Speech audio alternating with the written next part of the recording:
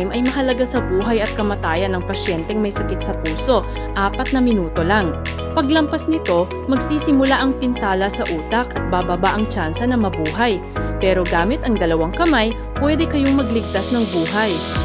Ngayon, pag-aaralan natin ang tamang paraan ng CPR at paggamit ng AED. Ano man ang edad, ang unang dapat gawin ay suriin ang malay ng pasyente. Hapikin ng bahagya ang magkabilang balikat at tanungin sila ng malakas. Ayos lang po ba kayo? Naririnig niyo po ba ako? Kung walang tugon, agad na ituro ang isang tao sa paligid para tumawag sa 119 at humingi ng AED. Kayo pong nakaitim, tumawag po kayo sa 119. At kayo pong nakasalamin, pakikuha po ang defibrillator.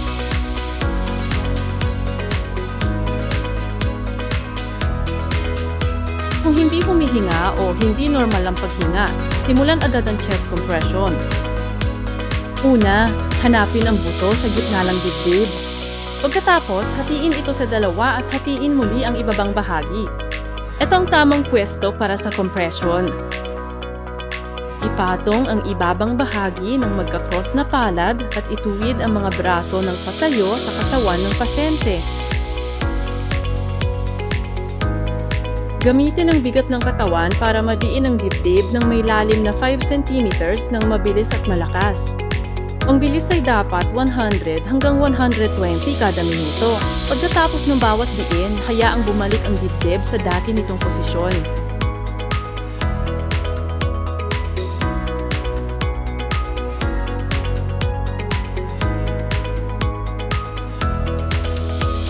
Para sa mga bata, gumamit ng 1 o 2 kamay depende sa laki ng kanilang pangangatawan. Ang pwesto ng compression ay katulad sa matanda sa ibabang bahagi ng buto sa dibdib. Madiin at mabilis na pumindot sa lalim na 4 hanggang 5 cm o 1/3 ng kapal ng dibdib. Panatilihin ang bilis na 100 hanggang 120 times kada minuto gaya sa matanda.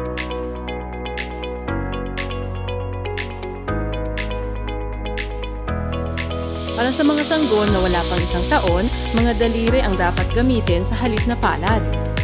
Gamitin ang 2 hindalake para pumindot sa gitna, sa ilalim lang ng linyang nadudugtong sa mga utong.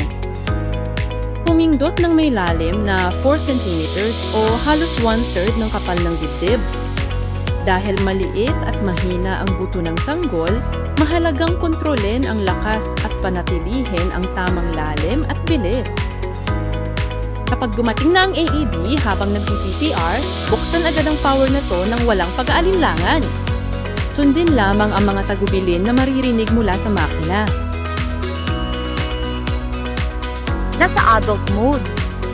Idikit ang unang pad sa ilalim ng kanang collarbone at ang pangalawa sa ilalim ng kaliwang dibdib.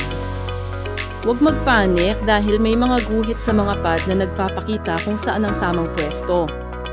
Suriin ang pasyente. Lahat, lumayo. Lalayo kami. Huwag hawakan ng pasyente habang sinusuri ang ECG. Electric shock. Agad na chest compression. Chest compression.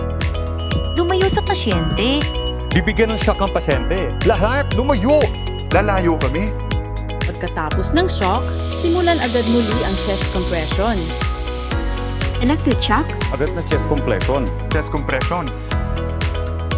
Ulitin ang chest compression at AED hanggang dumating ang 119 o huminga ang pasyente. Suriin ang malay, tawag sa isang siyam at tuloy-tuloy na pagdiin sa dibdib. Sapat na ang matandaan ng 3 ito. Ang inyong aktibong pagkilos sa loob ng 4 na minutong golden time ay magliligtas sa buhay ng ating kapwa at pamilya.